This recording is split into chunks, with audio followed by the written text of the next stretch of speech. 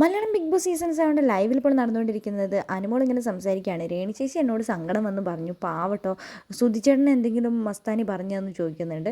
അപ്പോൾ മസ്താനി വിധവാക്കാട് ചേച്ചി അതിനെ പ്രതിനിധീകരിച്ചുകൊണ്ടാണ് വന്നതെന്നൊന്നും എനിക്കറിയില്ലായിരുന്നു, വിധവകളുടെ ഒരു ഇതിനെ പ്രതിനിധീകരിച്ചുകൊണ്ട്. അപ്പം ജിഷൻ ചോദിക്കുന്നുണ്ട്, അങ്ങനത്തെ ഒരു ഇതൊന്നും ഇതുവരെ ഇല്ല, ഇവരതൊക്കെ ഉണ്ടാക്കി ഇറക്കുന്നതാണ്. അപ്പോൾ ഷാനവാസ് പറയുന്നുണ്ട്, അത് ആരോ പഠിപ്പിച്ച് വിട്ടതാണ്, അല്ലാതെ അങ്ങനത്തെ ഒരു കമ്മ്യൂണിറ്റി ഒന്നുമില്ല, അങ്ങനത്തെ കമ്മ്യൂണിറ്റീനെ പ്രതിനിധീകരിച്ചുകൊണ്ട് എങ്ങനെയാണ് അങ്ങനെ വരാൻ പറ്റുന്നതെന്നൊക്കെ ചോദിക്കുന്നുണ്ട്. അപ്പോൾ രേണു ചേച്ചി അങ്ങനെയൊക്കെ വിഷമം എന്ന് പറയുമ്പോൾ നമുക്ക് കേൾക്കുമ്പോൾ എന്തോ ഒരു വിഷമം പോലെ ഉണ്ടല്ലോ, എന്തോ ഇൻ്റർവ്യൂവിൻ്റെ ഇടയിൽ നുണ പറഞ്ഞു എന്നാണ് മസ്താനി പറയുന്നതെന്ന് പറയുന്നുണ്ട്. എന്ത് നുണയാണ് പറഞ്ഞതെന്നൊക്കെ അനുമോൾ ചോദിക്കുന്നുണ്ട്. ആ ഫൈറ്റ് എന്താണെങ്കിലും എനിക്ക് കാണാൻ പറ്റിയില്ലല്ലോ, ഞാൻ അപ്പോഴേക്കും ജയിലിലേക്ക് പോയല്ലോ എന്ന് അനുമോൾ പറയുന്നുണ്ട്. രേണു സുധി ബിഗ് ബോസ് വീട്ടിൽ മൊത്തം കള്ളത്തരാണ് പറയണതെന്നാണ് ജിഷിൻ പറയുന്നത്. അതേപോലെ തന്നെ അനീഷിനെ കുറിച്ച് പറയുന്നുണ്ട്. അനീഷ് കണ്ടില്ലേ, വരുമ്പോഴേക്കും ജാടയിട്ടുകൊണ്ട് ആരാ എന്താ അറിയില്ല എന്നൊക്കെ പറയുന്നതാണ്. അത് അവൻ ട്രിഗർ ചെയ്യാൻ വേണ്ടിയിട്ടാണ് അങ്ങനെ ചെയ്യുന്നത്. ഷാനവാസ് പറയുന്നുണ്ട്, എന്നെ കണ്ടപ്പോഴും അവൻ അങ്ങനെയാണ് പറഞ്ഞത്, അപ്പോൾ അനീനെ കണ്ടപ്പോഴും അങ്ങനെ തന്നെയാണ് അവൻ ചോദിച്ചത്.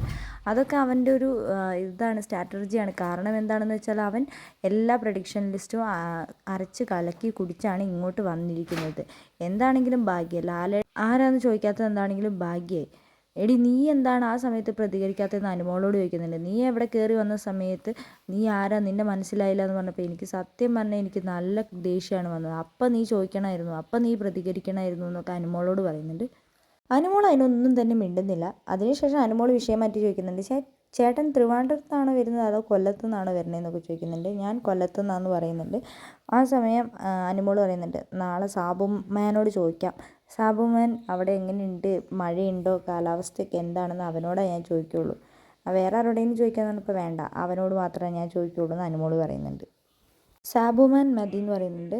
സാബു എന്ന് പറയുന്നത് അവൻ്റെ അച്ഛൻ്റെ പേരാണെന്ന് ആദിൽ പറയുന്നുണ്ട്. അവൻ്റെ അച്ഛൻ്റെ പേരാണോ എന്ന് ചോദിക്കുന്നുണ്ട്. അതേ എന്ന് പറയുന്നുണ്ട്. അപ്പോൾ അവൻ്റെ പേരെന്താണ്, മാൻ എന്നാണോ എന്ന്? മാൻ എന്നൊന്നല്ല, ആദർശ് എന്നാണ്.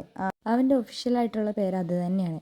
അപ്പോൾ നൂറ പറയുന്നുണ്ട്, എന്നാൽ ആകാശ് മാൻ ഇട്ടാൽ മതിയായിരുന്നു എന്ന്. അപ്പോൾ അനുമോൾ പറയുന്നുണ്ട്, എന്നാൽ എൻ്റെ പേര് സതീശൻ ഇട്ടാൽ മതിയായിരുന്നു, എൻ്റെ അച്ഛൻ്റെ പേര് അതാണെന്ന്.